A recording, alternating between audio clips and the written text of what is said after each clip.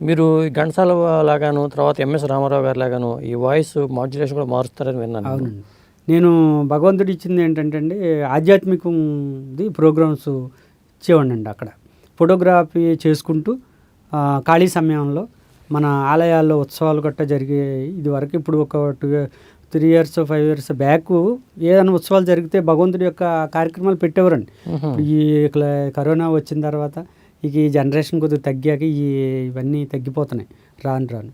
అయితే అమరగాయకులు శ్రీ ఘంటసాల వెంకటేశ్వరరావు గారు గానం చేసినటువంటి భగవద్గీత నేర్చుకున్నానండి. మా గురుగారు మా గురుగారు డివిఎన్స్ పంతులు గారని, నర్సన్ పంతులు గారని, వారు హార్మోని వాయిస్తూ ఉండేవారు.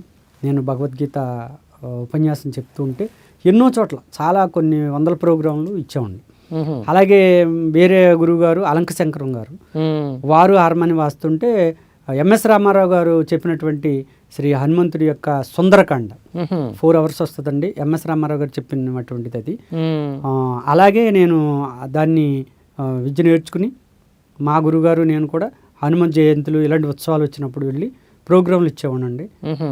అది భక్తిగా నేను ఇచ్చేవాడిని. గురుగారికి పార్శ్వత్వం వాళ్ళు ఇచ్చేవారు. నేనైతే భక్తిగా భగవంతుడు నాకు ఇచ్చిన వరంగా భావించి నేను ఉపన్యాసాలు చెప్తా ఉన్నాను.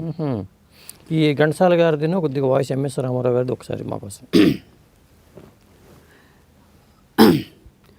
ప్రభో కృష్ణ పశ్యామి దేవాం తవ దేవదేహే సర్వాం సదా భూత విశేష సంఘాన్ బ్రహ్మాణమీశం కమలాసనస్థం ఋషీంస సర్వాం నురగాం చ దివ్యాన్ అనేక బాహుద వక్త్రనేత్రం పశ్యామి త్వాం సర్వతోనంత రూపం నాంతం న మధ్యం న పునస్తవాది పశ్యామి విశ్వేశ్వర విశ్వరూపా.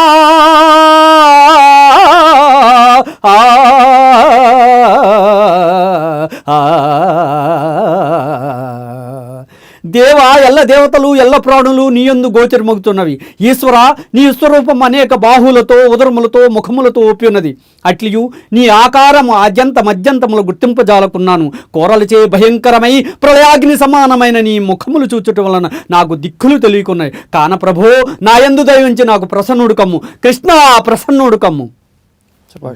ఘంటసాల గారిది. ఎంఎస్ రామారావు గారు ఎంఎస్ రామారావు గారు హనుమంతుని యొక్క సుందరకాండలో ఒక సన్నివేశం, అనేక రాగాలు ఉంటాయండి. ఒక్కో సన్నివేశానికి ఒక్కో రాగం ఉంటుంది. ఆ రాగంలో ఇది స్వామివారు అమ్మవారిని వెతకడానికి వెళ్ళిన సందర్భంలో ఆయన ఒక పుష్పక విమానాన్ని చూసి ఆశ్చర్యపోయి దాన్ని వర్ణించినటువంటి సన్నివేశం.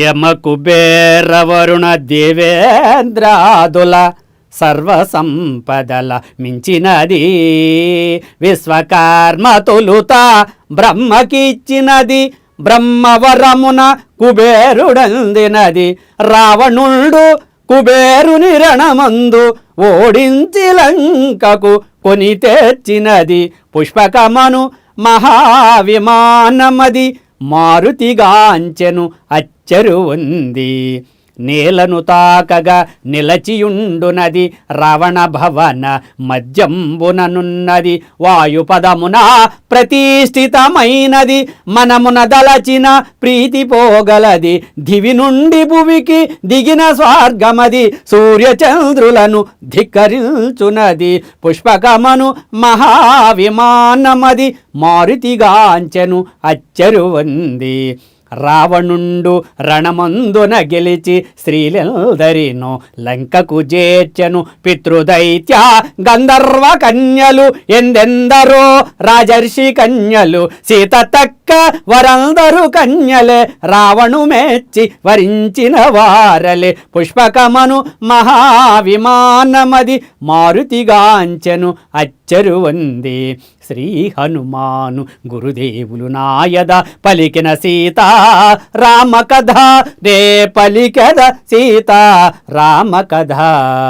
ఇవన్నీ భగవంతుడిచ్చిన వరంగా నేను భావిస్తున్నానండి. మరి నేను చెప్పాను కాదు, దేవుడు నాతో చెప్పిస్తున్నాడని నేను భావన.